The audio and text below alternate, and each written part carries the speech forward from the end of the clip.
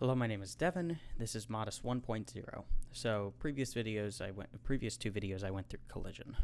It's helpful for what's coming up next, but it's not necessary to have watched beforehand.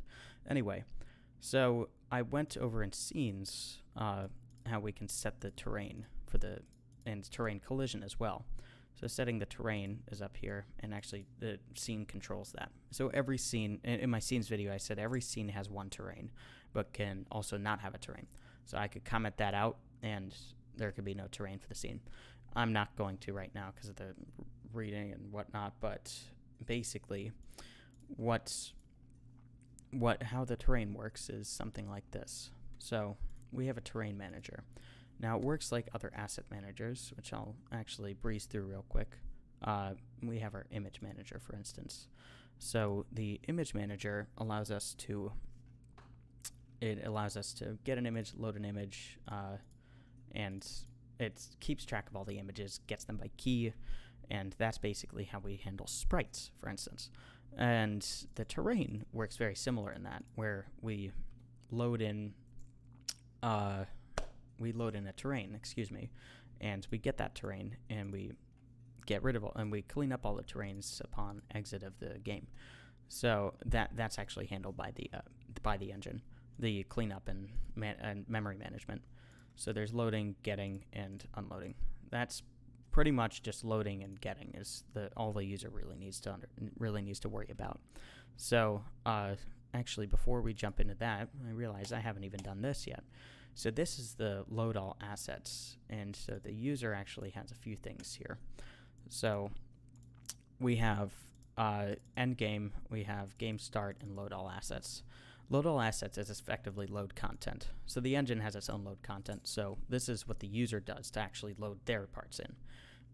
Using the model manager, they can load models and all the other asset managers, textures, images, which are sprites, shaders, sprite fonts as well.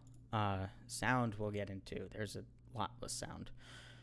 And then there's terrains, as we were just discussing. This also works for setting the camera too. So we're loading 3 terrains, 1, 2, and 3, level 1, 2, and 3 height maps, just using Gaussian blurs, and we use different textures to load those in. Those textures have to be compressed. I use paint.net, so they have to be compressed to 24-bit, and they have to be square images. So it has to be, say, 600 by 600. And ultimately, we set these right here. In the load terrain function, we have the key for the terrain, the height map, the length, which is the side length. That's the size of the terrain. My bad.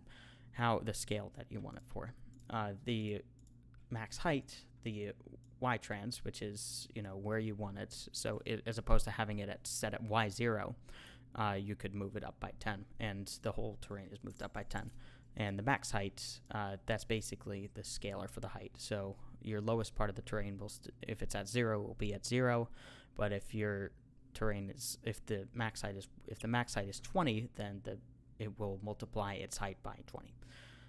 Based on the height map, which in a height map example actually would look something like. Let me turn on my screen share real quick. Well, let me actually open the image first. Please excuse the delay. Assets, textures.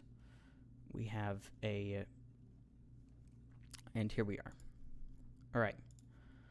Now you should be seeing my screen, and the textures right here, we have hmtest2.tga. These are the kind of height maps I'm talking about, where there's white and black, and the blur also allows it to actually, have some variance to it. So white being the highest level, the highest height, and black being the lowest height. Anyway, that is terrain height maps and how we load in a terrain. Also giving it a texture, it's repeat U and repeat V. So originally these are set to 1. So it would just be just one big texture stretching for the whole terrain. Meanwhile, I repeat it so that it actually, goes on and on and on. Anyway, that is essentially how we load in the terrain, and I will go into these real quick too. Game start is where we can set the window height, the name, and the color. or width and height, and this is actually received to, place stuff in the middle of the screen, just divided by 2.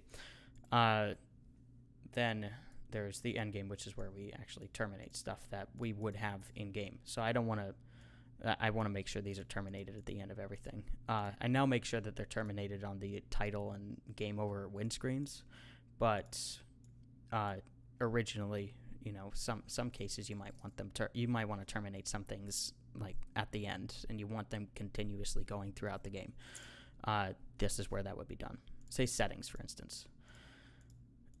Anyway, so once we have a terrain set, we can actually set collision for the terrain. And what this does is it runs through dispatch, same thing, same idea. This is the test collision command, test terrain collision command. Excuse me. So if we go in here, we set its dispatch, we set its group, and then the terrain is actually received when we execute the command. We want to make sure that we get the correct terrain. We want to make sure that there is a terrain too. So the terrain for the scene. So it's just dynamic in general. Anyway, so we use an iterator to run through this thing. And so what that looks like is we have our terrain rectangle area, which is the area that an object covers. That looks a little bit like this. It just grabs the points, the min and max points, and creates the begin and end location. It works similar to STL in a regard, and it just operates just like an STL iterator pretty much.